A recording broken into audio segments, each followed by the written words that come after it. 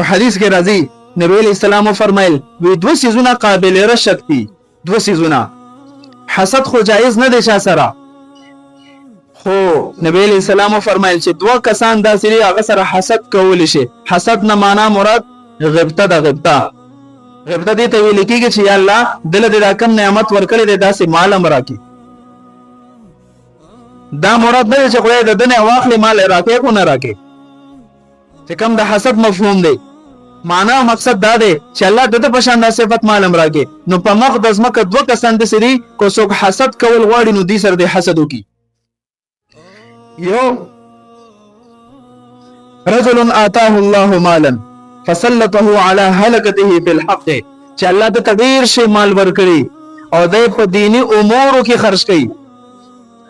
چرته د مسجد خبر رااله د تعمیر دا په ولني صف کې ولاړی چې زب کوم تعمیر چرته د مسلمان لپاره د یو مسافرخانه ضرورت شو چرته د یو پمپ لګولو ضرورت شو چې دا په ولني صف کې ولاړ وي د دین اسلام د سربلندۍ لپاره چې کلم خبره روچته شوې ده د مال په اعتبار سره چې دا په ولني صف کې ولاړ وي نو مونږ ته حکم وشو چې دې سړي سره حسد وکړي یعنی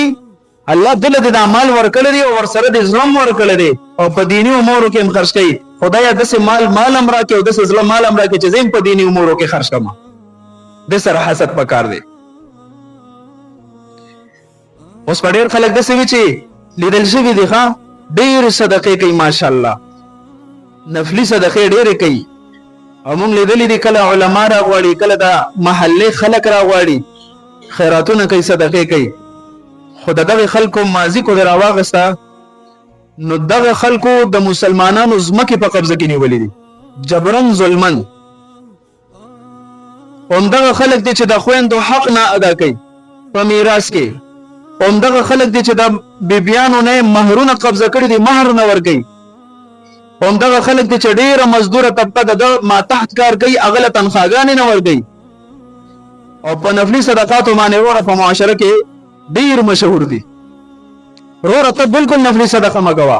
تاول د بندگانو حقوق ادا کا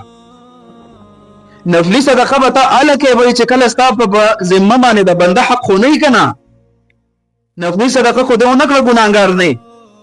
او کو پر دې حق دی والو هغه خبره نه الله وصول یابي کوي نو دا مقصد بني د نفلي صدقه چې پر دې حق ته والی خیر د خو چې نفلي صدقه وکي بالکل د نفلي صدقه نه کې اول د بنده حق ادا کی او دویم هغه سړی ورجل آتاه الله الحکمه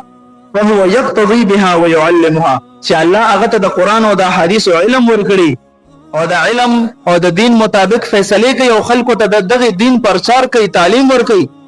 درس قران کوي درس حدیث کوي درس فقه کوي خلکو ته خیر خوري نو دغه سړی سره پکار دی چې حسد وشي ته مو وای چې به زبم داسې عالم جوړ شم چې زم خلکو ته د الله دین بیان کم نو دا دوه کسان عند الله دومره وختي چې د الله محبوب فرمایل چې دې سره حسد وکي او حرص وکي علامه طیبی لیکلي دلته د حسد نه مراد به شدت حرص دی د دنیا حرص به د زړه زمون پروت دی